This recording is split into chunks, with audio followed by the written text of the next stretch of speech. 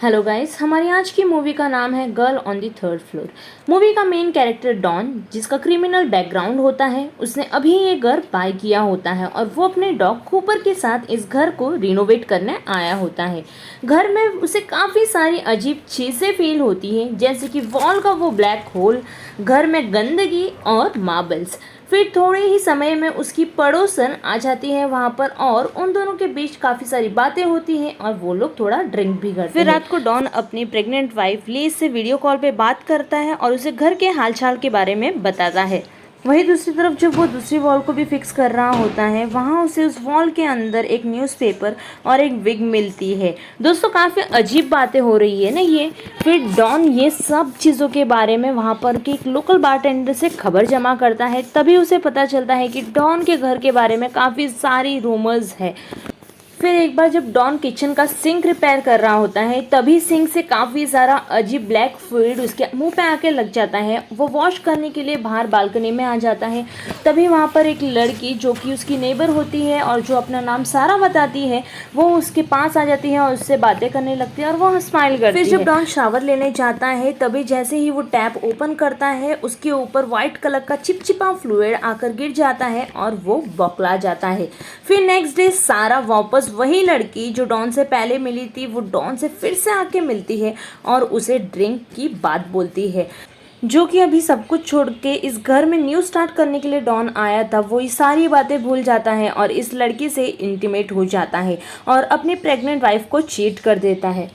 फिर next day don देखता है कि उसके घर की एक रूम की रूफ गिर चुकी है, तो वो ये सारी बातें अपनी प्रेग्नेंट वाइफ लीज को बताता है और अपने कोवर्कर को हेल्प करने के लिए बुला देता है। शाम को सारा वापस डॉन के पास आती है, लेकिन डॉन इस बार उसे मना कर देता है और उसे कहता है कि लास्ट नाइट के लिए वो काफ़ी ज़्यादा गिल्टी है, तो अब वो इसे कंटिन्यू नहीं कर सकता और सारा को वहाँ से जाने के लिए बोलता है। सेम नाइट को जब डॉन नींद में होता है, तब उसे फील हो रहा होता है कि वो सारा के साथ इंटीमेट हो रहा है और वो उसके ऊपर तभी वाइट फ्लूइड आके गिर जाता है और उसे सारा के जगह एक स्कैरी सा फेस दिखता है और ये सब की वजह से वो उठ जाता है और जैसे ही वो उठता है, वो देखता है एक मार्बल पड़ा होता है उसकी बॉडी। फिर उसका कोवर्कर स्टोन भी उसके घर आ जाता है और डॉन और स्टोन मिलके रूफ को फिक्स कर देते हैं।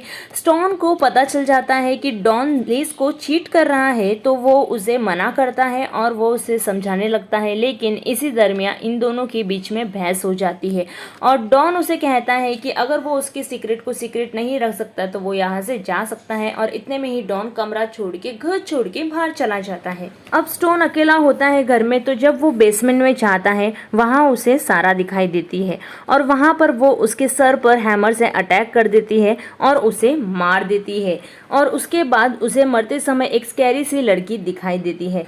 फिर डॉन जब घर पे वापस आता है, वो पूरे घर में कैमरास फिट कर देता है, बिकॉज उसे उसके घर में काफ़ी सारी चीज़ें अजीब होती हुई दिखाई दे रही थी, लेकिन वो एक कॉर्नर पर कैमरा इंस्टॉल करना भूल जाता है।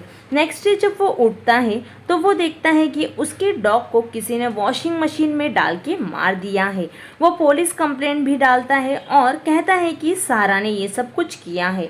वो अब बहुत ही ज़्यादा गुस्से में होता है, तो वो डिसाइड करता है कि सारा से बदला लेगा। वो सारा को बुलाता है और जैसे ही वो आती है, डॉन उसके सर में हैमर से वार कर देता है और उसकी बॉडी को रैप करके बेसमेंट में रखता है और आग लगाने का सोचता है।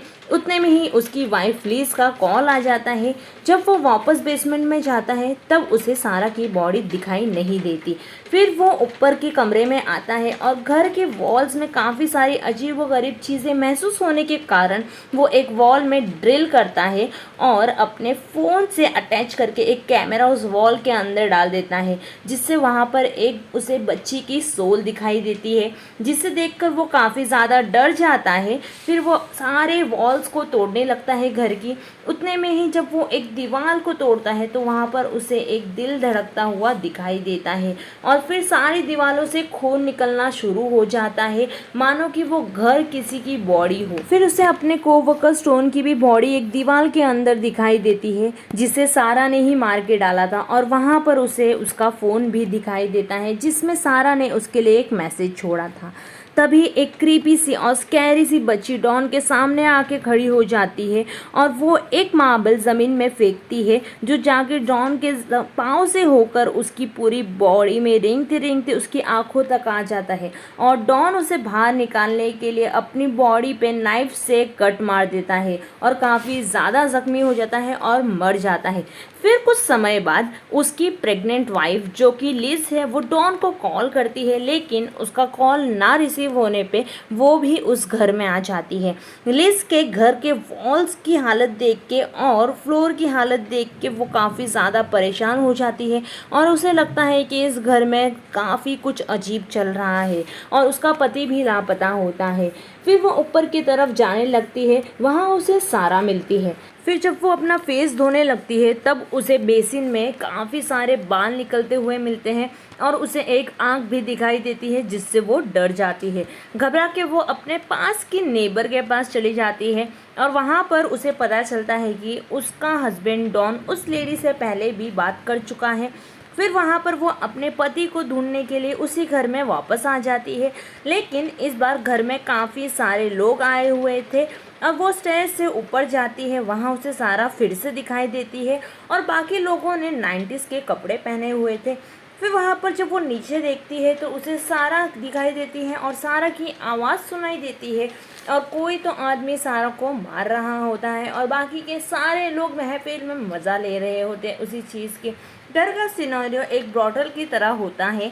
फिर उठने में ही वहाँ पर एक दूसरे रूम की तरफ लिज को एक बच्ची दिखाई देती है और उसके हाथ में मार्बल्स होते हैं और फिर ये सब वैनिश हो जाता है और यहाँ पर सारा आके लिज को बताती है कि मैं जब जिंदा थी और इस घर में थी तब तक लोग मेरे पीछे पागल थे और वो लोग मुझे अपना सबसे बड़ा आशिक कहते थे और बड़े बड़े प्यार के दावे करते थे, लेकिन जब मैं इनकी नज़रों से दूर हो गई, मैं चली गई, तो किसी ने मेरी परवाह भी नहीं की और किसी ने पता लगाने की कोशिश भी नहीं की। उसके मौत के बाद उसकी बहन जो कि वो छोटी बच्ची का गोश्त हमें नज़र आया था, उसी के अंकल ने उसे मार डाला।